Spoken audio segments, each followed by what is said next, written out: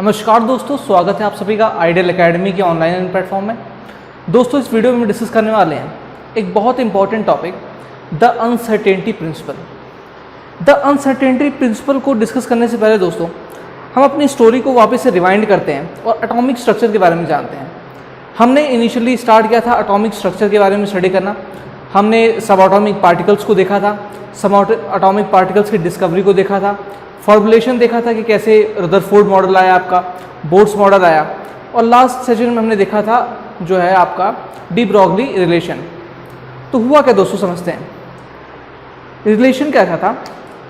हमने de Broglie में क्या पढ़ा, डी ब्रॉगली के बारे में हमने पढ़ा कि डी ब्रॉगली में लैम्डा इज इक्वल टू आपका एच अपॉन एम बी आ रहा था। लैम्डा इज इक्वल टू आपका आ गया h upon m b de Broglie से।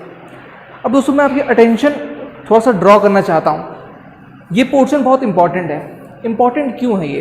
क्योंकि यहाँ से जो पिक्चराइजेशन है आपका एटम का जो पिक्चराइजेशन है वो पूरा का पूरा चेंज होने वाला है। कैसे चेंज होने वाला है, आइए बात करते हैं।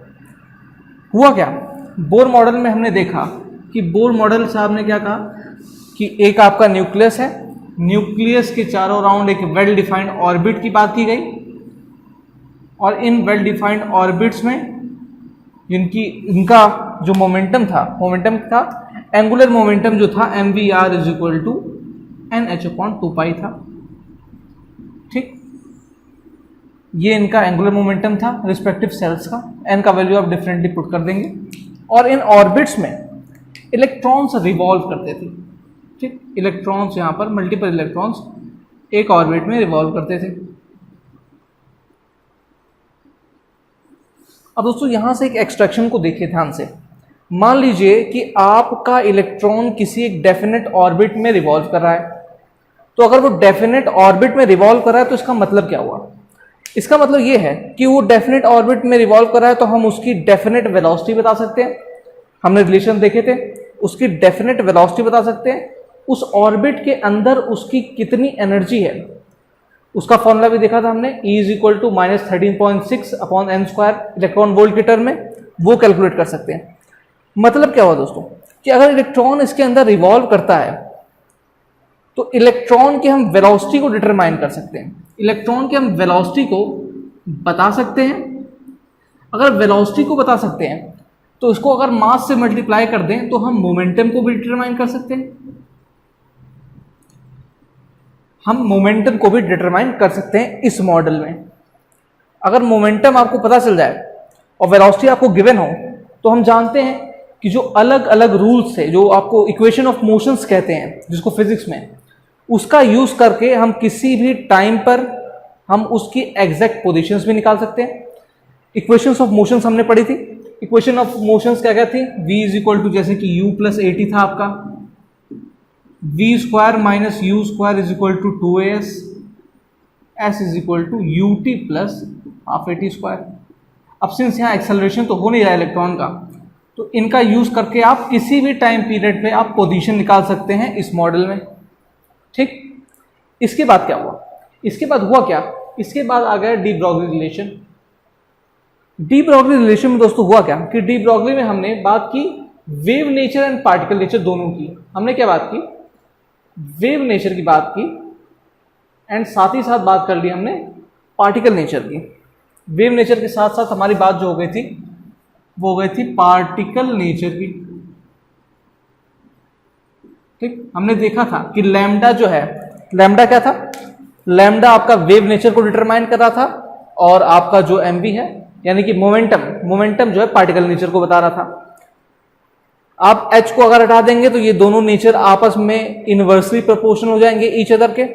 मतलब क्या हुआ इस रिलेशन से मतलब क्या निकला? इस रिलेशन से मतलब ये निकला कि आपका अगर ऑर्बिट है, ठीक, ये ऑर्बिट है, तो इसमें जो इलेक्ट्रॉन्स, ये मान लीजिए ये आपका न्यूक्लियस है, यहाँ पर जो इलेक्ट्रॉन्स है वो मूव कर रहा है वेव के फॉर्म में। किसके फॉर्म में? वेव के फॉर्म में। इन फेज और आउट फेज हमने पिछले सेशंस में देखा था। इन फेज मतलब जब कनेक्टेड होगा, और आउट फेज में ये जो होगा ये यहाँ से टूटा हुआ होगा, ये हो जाएगा out phase.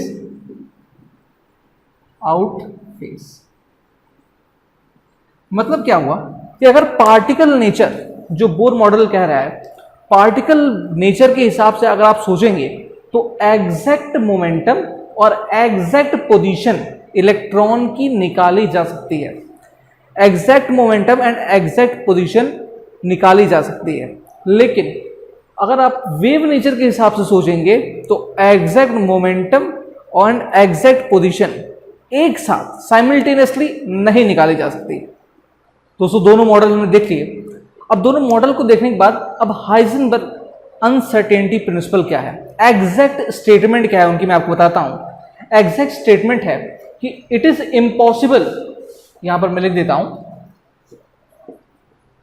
It is impossible to determine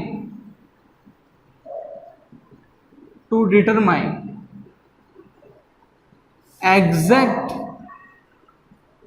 momentum and exact position simultaneously।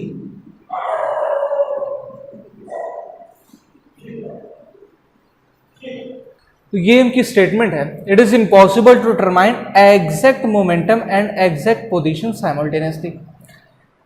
कैसे इसको समझते हैं, थोड़ा सा इसको समझते कैसे, पहले एक बार मैथमेटिकल फॉर्म में मैं समझता हूं आपको, एक बार मैं मैथमेटिकल फॉर्म में समझाता हूं और एक बार इसका एक्सप्लेनेशन देता हूं कि किस प्रकार से ऐसा क्यों कहा उन्होंने, एग्जैक्ट रीजन क्या है ऐसा उन्होंने कहा।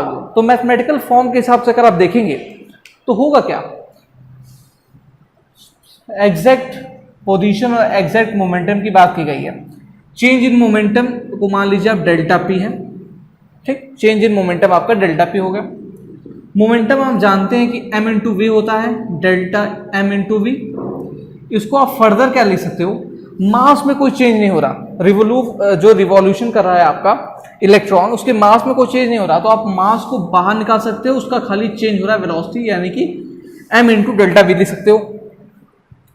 मतलब डेल्टा पी को आपने इस फॉर्म में लिख दिया। और डेल्टा एक्स क्या है, ठीक, ये आपका चेंज इन पोजीशन है, इसको मैं लिख देता हूं यहां पर, चेंज इन पोजीशन, एंड ये आपका हो गया चेंज इन मोमेंटम।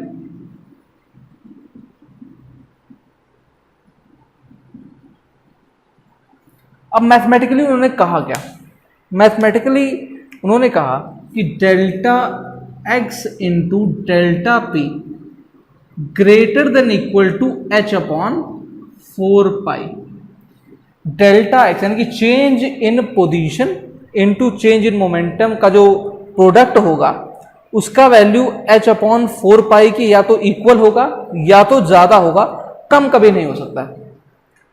इसको अगर आप ध्यान से देखें तो यहां पर क्या है, एच क्या है आपका, प्लैंक्स कांस्टेंट है, ये पूरा का पूरा वैल्यू आपका कांस्टेंट है।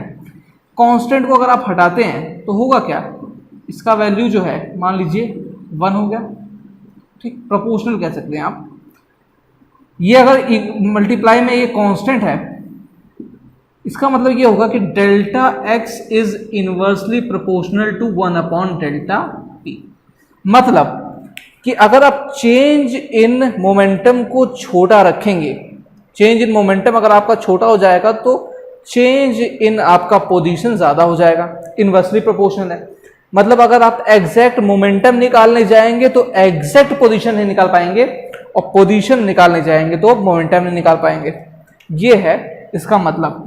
अब ऐसा क्यों कहा इन्होंने, इसको मैं आपको अभी समझाऊंगा, अभी खाली मैथमेटिकल फॉर्म देखिए। इसको आप जब क्वेश्चंस की बात आएगी, अगर इससे रिलेटेड क्वेश्चंस को कभी आपको सॉल्व करना रहेगा तो हमेशा delta x into delta P का वैल्यू आप इक्वल टू एच अपॉन 4 पाई रख दीजिएगा, इसको सॉल्व हो जाएगा। अब देखिए ध्यान से, डेल्टा एक्स को डेल्टा एक्स रहने दीजिए, डेल्टा पी को अभी हमने लिखा m इंटू डेल्टा वी, इसका वैल्यू आ गया आपका h अपॉन 4 पाई। यहां से आप निकालेंगे तो delta x into delta we का वैल्यू हो जाएगा h upon 4 pi into m। ठीक, एक और रिलेशन होगा। एक रिलेशन में भी और डराइव कराता हूं एनर्जी के फॉर्म में। दोस्तों एक रिलेशन देखते हैं एनर्जी के फॉर्म में। एनर्जी के फॉर्म में देखे ध्यान से, मोमेंटम था आपका, मोमेंटम क्या था आपका डेल्टा पी था, इसको पी के टर्म में खाली लिख देते हैं, तो इसका वैल्यू आपका किसके इक्वल था, mass into velocity, mass into velocity था। ठीक, इसको टाइम से डिवाइड कर दीजिए और यहां टाइम से मल्टीप्लाई कर दीजिए। हमने क्या किया, इस वेलोसिटी को टाइम से डिवाइड कर दिया एंड टाइम से मल्टीप्लाई कर दिया, तो मोमेंटम जो आपका p था ये हो गया मास इनटू एक्सेलरेशन। वेलोसिटी को टाइम से डिवाइड करेंगे तो हो जाएगा आपका एक्सेलरेशन, एक्सेलरेशन इनटू टाइम। ठीक, मास इनटू एक्सेलरेशन, मोमेंटम क्या हो गया आपका, mass into acceleration to time हो गया। मास इनटू एक्सेलरेशन क्या हो जाएगा आपका, फोर्स हो जाएगा। ये हो गया आपका फोर्स इनटू टाइम। देख रहे हैं आप, मोमेंटम को मैंने फोर्स के टर्म में लिख दिया। ठीक, अब ओरिजिनल रिलेशन पे चलते हैं फिर से। ओरिजिनल रिलेशन क्या था आपका, ये आपका डेल्टा एक्स इंटू आप डेल्टा पी करते हैं। ठीक, इसका मतलब समझिए, डेल्टा पी यानी कि आपका चेंज इन मोमेंटम, इसका वैल्यू हो गया आपका force into time, force into time ये हो गया। और ये डेल्टा एक्स क्या है, ये एक तरह का डिस्प्लेसमेंट ही है, इनटू डिस्प्लेसमेंट।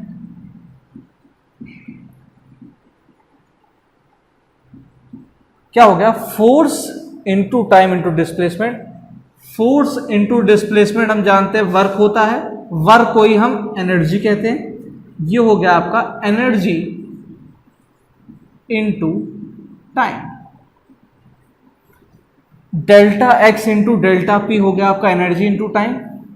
अगर यहां पर डेल्टा आप हटा दें, डेल्टा आप अपनी सहूलियत के लिए हटा दीजिए एक बार, तो आपको ये रिलेशन ज़्यादा समझ में आएगा। ठीक, यहां पर आप मान लीजिए कि खाली ये एक्स इंटू पी यानी कि डिस्टेंस इंटू मोमेंटम है, तो ये हो गया आपका एनर्जी इंटू टाइम। एनर्जी को अगर आप ई से लिख देंगे तो ये हो जाएगा आपका ई इंटू टी। अब क्योंकि डेल्टा के फॉर्म में था तो ये होगा delta x into delta P, ये हो जाएगा डेल्टा ई इंटू टी। ये हो जाएगा डेल्टा ई इंटू टी, नहीं होगा यहां पर डेल्टा टी हो जाएगा, delta E into delta T. सब में चेंज हो रहा है तो टाइम में भी चेंज हो जाएगा। ठीक, ये हो गया आपका एनर्जी के टर्म में रिलेशन। ये इंपॉर्टेंट रिलेशन है दोस्तों, कई बार कुछ एग्जाम्स में डायरेक्टली एनर्जी के टर्म का रिलेशन पूछ लेता है, तो ये ऑप्शन जहां भी आप देखेंगे तो टिक लगा देंगे। ठीक, अब दोस्तों मैथमेटिकल रिलेशन तो हमने डिराइव कर लिया, अनसर्टेनिटी प्रिंसिपल के लिए हमने मैथमेटिकल रिलेशंस देख लिए, कैसे कैसे एनर्जी में रिलेशन वो सब भी देख लिया। अब हम बात करते हैं ओरिजिनल स्टेटमेंट पे, हम वापस चलते हैं। ओरिजिनली क्या कहा गया था, ओरिजिनली कहा गया था कि it is impossible to determine the exact momentum and exact position of microscopic particles. Microscopic particles की exact positions and exact momentum आप कैलकुलेट नहीं कर सकते। मैक्रो के केस में क्यों कर सकते हैं, मैक्रो के केस में इसलिए कर सकते हैं क्योंकि हमने देखा था, क्योंकि lambda is equal to h upon m b था। जब हम देख रहे थे, हमने डी ब्रॉगली वेवलेंथ को कैलकुलेट किया था जब बड़ी बड़ी मासेस के लिए, तो बहुत कम, बहुत छोटी सी वैल्यू आ रही थी, मतलब wave associated with macroscopic bodies very less, बहुत स्मॉल होती थी। तो अगर वो स्मॉल है तो एग्जैक्ट पोजीशन आप उसका निकाल सकते हो by simply using the laws of motion. But जब आप माइक्रोस्कोपिक बॉडीज की बात करोगे, माइक्रोस्कोपिक बॉडी में, माइक्रोस्कोपिक बॉडीज की अगर आप बात करोगे तो उनमें मास कम रहेगा, मास कम रहेगा इसलिए डी ब्रॉगली वेवलेंथ उनकी ज्यादा रहेगी, तो वो particle nature and wave nature दोनों को शो करेंगे, और दोनों को शो करने की वजह से आप उनकी exact momentum and exact position नहीं निकाल सकते। इसको हम थोड़ा सा और डिटेल में समझते हैं। ठीक, कैसे समझते हैं,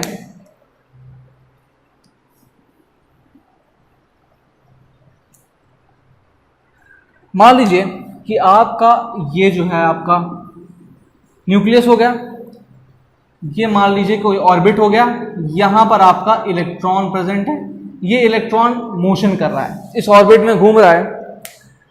ये जो ऑर्बिट है ये इसका ओरिजिनल पाथ है। क्या है ये, इसका ओरिजिनल पाथ है। समझिएगा बड़े ध्यान से, इंपॉर्टेंट है। ये अब ये ओरिजिनल पार्ट है, तो जाहिर सी बात है हमने बोर्स मॉडल में देखा था कि वेलोसिटी कैसे कैलकुलेट करते थे, किस ऑर्बिट के लिए कैसे वेलोसिटी होती थी, एन और आर के टर्म में रिलेशन क्या था, जेड एंड एन के टर्म में क्या रिलेशन था, वो सब भी देखा था। अब यहां पर आपको एग्जैक्ट पोजीशन निकालनी है, इस इलेक्ट्रॉन की आपको एग्जैक्ट पोजीशन निकालनी है। तो आप कैसे निकालोगे, मैं आपको बताता हूं। होता क्या है, इस इलेक्ट्रॉन की एग्जैक्ट पोजीशन को निकालने के लिए हम लोग वेवलेंथ भेजते हैं, लाइट भेजते हैं। लाइट इसे टकराती है इलेक्ट्रॉन से और रिफ्लेक्ट हो जाती है। उस रिफ्लेक्टिंग लाइट को हम लोग कलेक्ट कर लेते हैं।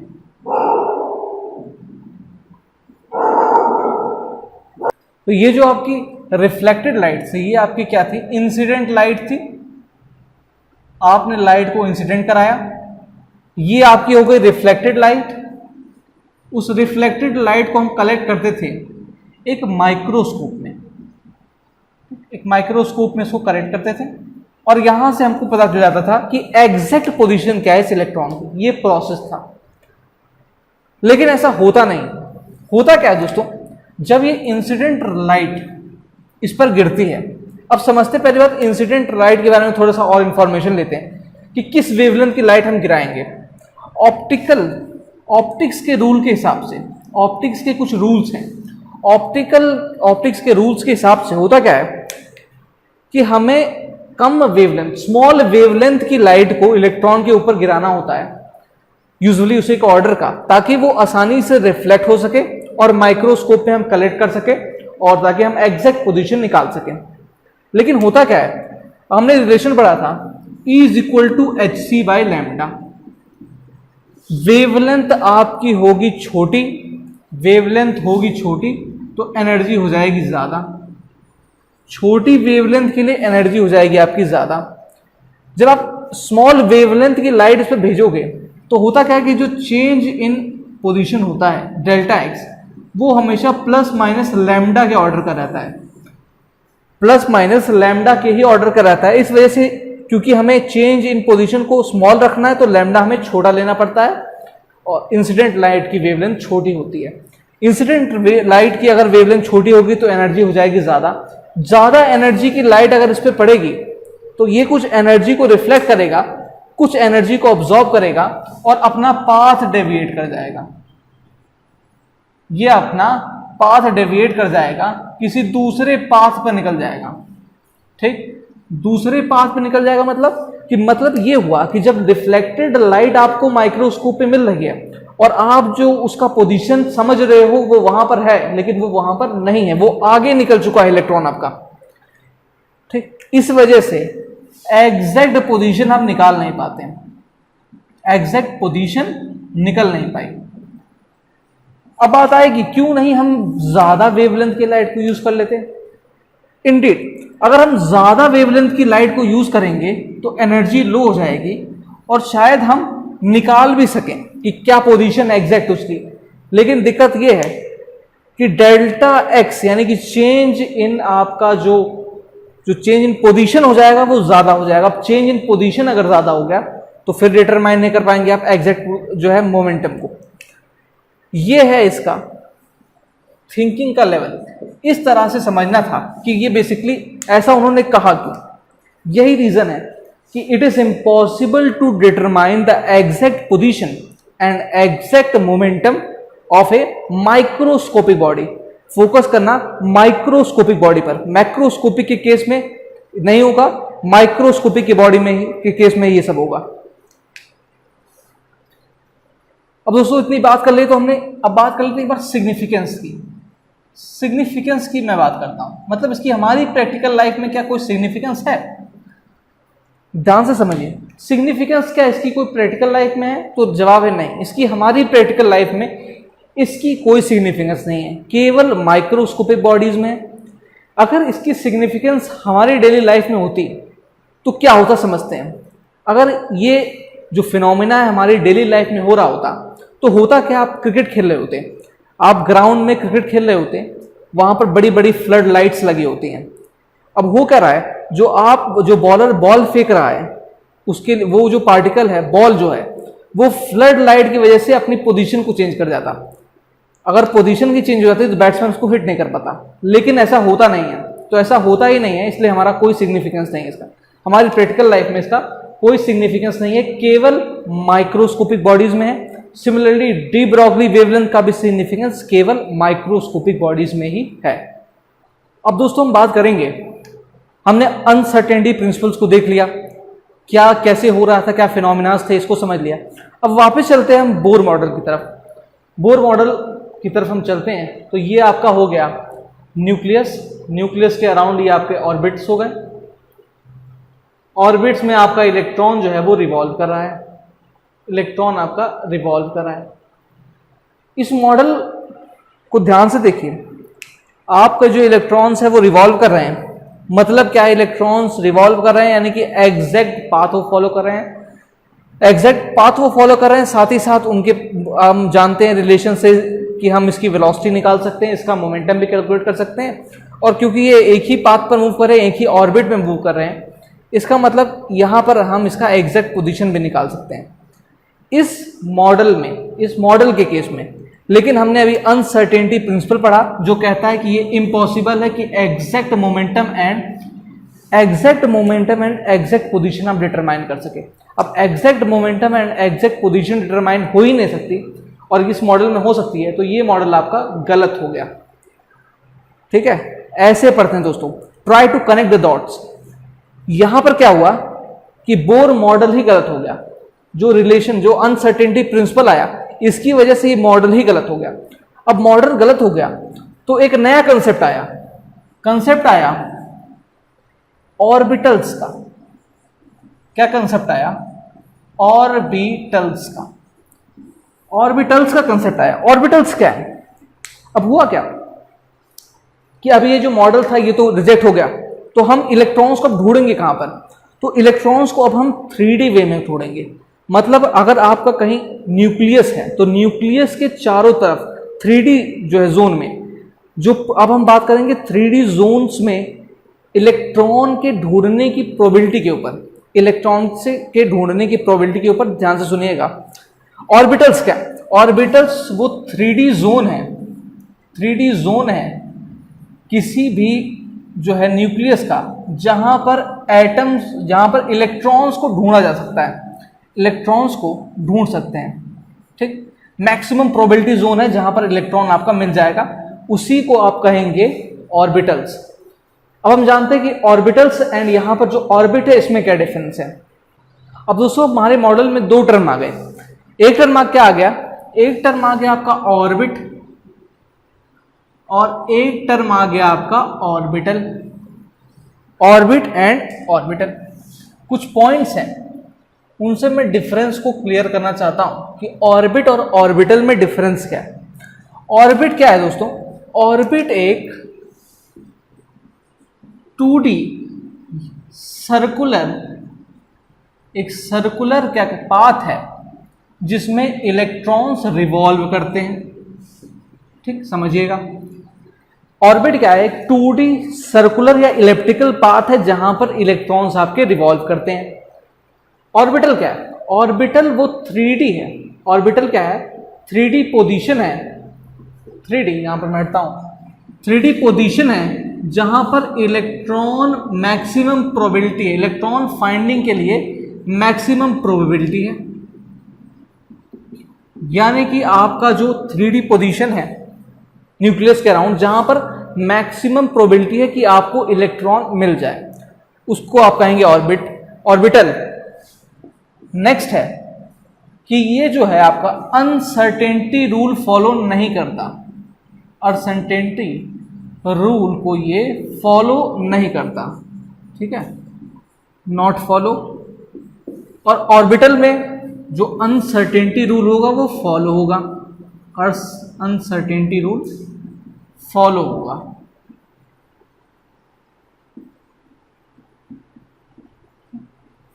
अगली बात करते हैं, नंबर ऑफ इलेक्ट्रॉन्स की बात करते हैं। नंबर ऑफ इलेक्ट्रॉन्स की बात करूंगा मैं, तो एक ऑर्बिट में 2n² इलेक्ट्रॉन्स को रखा जा सकता है। एन का वैल्यू क्या होगा, एन का value of number of shells बढ़ाते जाएंगे, एन का वैल्यू रिस्पेक्टिवली बढ़ाते जाएंगे, नंबर ऑफ इलेक्ट्रॉन्स आपके बढ़ते चले जाएंगे। जैसे कि फर्स्ट ऑर्बिट में आपके 2 इलेक्ट्रॉन्स होंगे, सेकंड में आप रखेंगे तो 8 इलेक्ट्रॉन्स होंगे, थर्ड में रखेंगे तो 18 इलेक्ट्रॉन्स होंगे एंड सो ऑन। ठीक, लेकिन ऑर्बिटल में क्या होगा, ऑर्बिटल में एक ऑर्बिटल में मैक्सिमम 2 इलेक्ट्रॉन्स होंगे, मैक्सिमम 2 इलेक्ट्रॉन्स होंगे और उनकी अपोजिट स्पिन होगी, अपोजिट स्पिन, अपोजिट स्पिन होगी। इसका क्या मतलब हुआ, ऑर्बिटल बेसिकली ऐसे होंगे और यहां पर होगा क्या कि ऐसे अपोजिट स्पिन्स होगी। ठीक, एक आपका जो है क्लॉकवाइज, एक एंटी क्लॉकवाइज। शेप की बात मैं करता हूं ऑर्बिटल के केस में, तो ऑर्बिटल के केस में अलग अलग शेप्स होंगे, अलग अलग शेप्स होंगे। यहां पर फॉर्मेशन होगा sp-d-f ऑर्बिटल्स का। s जो होगा आपका सर्कुलर शेप का होगा, स्फीयर की शेप का। p आपका डंबल लाइक शेप होगा, d डबल डंबल होगा एंड सो ऑन। यहां पर जो शेप थी आपकी सर्कुलर था। ठीक, यहां पर क्या होगा, नॉन डायरेक्शनल होंगे ये, इनकी कोई डायरेक्शनल नहीं होगी, नॉन डायरेक्शनल होंगे। लेकिन यहां पर अगर मैं s की बात कर दूं, s को हटा दिया जाए तो बाकी ऑर्बिटल जो होते हैं आपके डायरेक्शनल्स होते हैं, डायरेक्शनल्स होते हैं। क्या होते हैं डायरेक्शनल्स और नॉन डायरेक्शनल, मैं बात करूंगा आगे जब मैं आपको एटॉमिक नंबर पढ़ाऊंगा। ठीक, जब इनकी स्ट्रक्चर के ऊपर बात होगी तो बेसिकली मैं आपको बताऊंगा कि डायरेक्शनल एंड नॉन डायरेक्शनल का मतलब क्या हुआ। तो ये पॉइंट्स हैं कुछ डिफरेंस ऑर्बिट एंड ऑर्बिटल में। एक बार मैं फिर से आपको रिवाइज करा देता हूं। ऑर्बिट के केस में ये 2D था, सर्कुलर पाथ था, इलेक्ट्रॉन्स आपके रिवॉल्व करते थे। ऑर्बिटल क्या था, एक 3D पोजीशन थी जहां पर मैक्सिमम प्रोबेबिलिटी थी इलेक्ट्रॉन को फाइंड करने की। इसके बाद हमने देखा कि जो ऑर्बिट है वो अनसर्टेनिटी रूल को फॉलो नहीं करता, जो ऑर्बिटल है वो आपका अनसर्टेनिटी रूल को फॉलो करेगा। इसके बाद हमने देखा मैक्सिमम नंबर ऑफ इलेक्ट्रॉन्स इसमें 2n² थे और वहां पर एक ऑर्बिट में मैक्सिमम 2 इलेक्ट्रॉन को रखा जा सकता था जिनकी स्पिन अपोजिट होती है। इसके अलावा ये जो होते हैं ये नॉन डायरेक्शनल होते हैं, वहां पर ये जो है ऑर्बिटल्स डायरेक्शनल होते हैं एस को छोड़कर।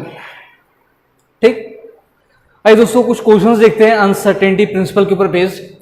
क्वेश्चन नंबर 1 है आपका, show that an electron can never exist inside nucleus. अच्छा क्वेश्चन है, ये क्वेश्चन रिपीटेडली पूछा भी जाता है प्रूफ करने के लिए कि इलेक्ट्रॉन क्यों न्यूक्लियस के अंदर एग्जिस्ट नहीं करता।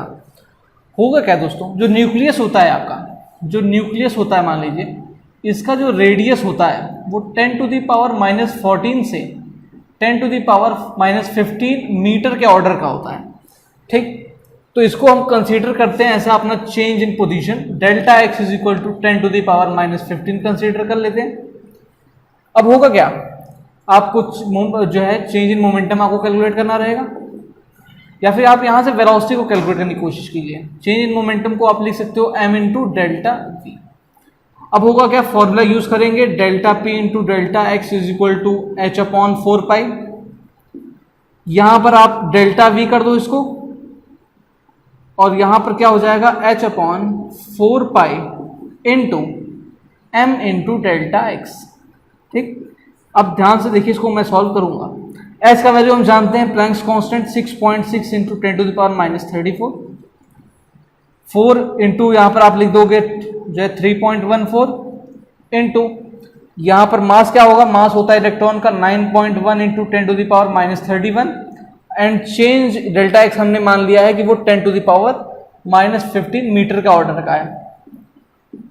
इसको जब आप सॉल्व करोगे दोस्तों तो डेल्टा वी जो चेंज इन वेलोसिटी इसका वैल्यू आ जाएगा 5 इंटू 10⁻10 मीटर पर सेकेंड। 5 इंटू 10⁻10 मीटर पर सेकेंड का ऑर्डर होगा लगभग। तो आप देखोगे क्या, इसका जो वैल्यू है ये वेलोसिटी ऑफ लाइट से ज्यादा है। वेलोसिटी ऑफ लाइट यानी कि c is equal to 3 into 10⁸, इससे भी ये ज्यादा है। अब इससे ये ज्यादा है और हम जानते हैं कि c से ज्यादा किसी चीज का वेलोसिटी होता नहीं है, इसलिए इसका मतलब हमारा जो अजम्पशन था ये गलत साबित हो गया और बाय कंट्राडिक्शन ये जो आपका इलेक्ट्रॉन होगा वो कभी भी न्यूक्लियस के इनसाइड एग्जिस्ट नहीं करेगा। अगला क्वेश्चन देखते हैं, calculate the uncertainty. Change in velocity जो आपके आ जाएगी वो हो जाएगा 5.77 इंटू 10⁻10 मीटर पर सेकेंड। अब यहां पर दोस्तों ध्यान देने वाली बात क्या है, आपकी जो चेंज इन वेलोसिटी है वो इतनी आ गई, और हम जानते हैं कि वेलोसिटी ऑफ लाइट जो होती है वो 3 × 10⁸ होती है। ये जो चेंज इन वेलोसिटी आई है ये आपकी स्पीड ऑफ लाइट से भी ज़्यादा है, स्पीड ऑफ लाइट से ज़्यादा है। इसका मतलब ये वैल्यू करेक्ट नहीं है, इसका वैल्यू इतना हो ही नहीं सकता। अब हो नहीं सकता इसका क्या मतलब है कि हमारा जो अजम्पशन था कि हमने इलेक्ट्रॉन को न्यूक्लियस के अंदर डाल के रखा, ये गलत था। बाय कंट्राडिक्शन ये प्रूफ हो गया कि जो आपका इलेक्ट्रॉन होगा वो हमेशा न्यूक्लियस के बाहर की साइड में होगा, न्यूक्लियस के अंदर नहीं होगा। अगला क्वेश्चन देखते हैं। Calculate the uncertainty in velocity of electron if uncertainty in position is 1 angstrom। uncertainty in position यानी कि डेल्टा एक्स का वैल्यू आपको दे रखा है 1 एंगस्ट्रॉम। इसका मतलब 1 एंगस्ट्रॉम मतलब 10⁻⁻10 मीटर। और अनसर्टेनिटी इन वेलोसिटी आपको फिर से कैलकुलेट करना है, तो हम जानते हैं delta x into delta P आपका हो जाएगा h/4π। यहाँ से इसको m इंटू डेल्टा वी के फॉर्म में लिख सकते हैं, हो जाएगा h/4π। डेल्टा वी आपको कैलकुलेट करना है, ये हो जाएगा h/4π m into delta x. सारी वैल्यूज आप जानते हैं, पुट कर दीजिए खाली। h का वैल्यू आपका हो जाएगा 6.6 इंटू 10⁻34, 4 इंटू 3.14। मास हम जानते हैं इलेक्ट्रॉन का केस है, तो 9.1 into 10⁻31 into 10⁻10 change in position. इसको आप सॉल्व करेंगे तो वैल्यू आपका आ जाएगा 5.7 इंटू 10⁵ मीटर पर सेकेंड। ये आ गया आपका वैल्यू। अगला क्वेश्चन देखते हैं। Calculate the uncertainty in position when uncertainty in momentum is ये। दो कंडीशन है, केस 1 देख लेते हैं, केस बी तो बहुत साफ साफ दिख रहा है, पहले ए देख लेते हैं। यहां पर आपको डेल्टा पी का वैल्यू दे रखा है, कितना दे रखा है 1 इंटू 10⁻⁻3, और आपको चेंज इन पोजीशन पूछा है, तो चेंज इन पोजीशन आपका ये डेल्टा एक्स कितना हो जाएगा, ये हो जाएगा आपका h/4π into delta P. Value आप पुट कर देंगे, आपका आंसर आ जाएगा डायरेक्टली। इसका वैल्यू आ जाएगा आपका 0.527 इंटू 10⁻24 सेंटीमीटर। ध्यान देने वाली बात सेंटीमीटर है, क्योंकि यहाँ सेंटीमीटर पर सेकंड की बात की गई है।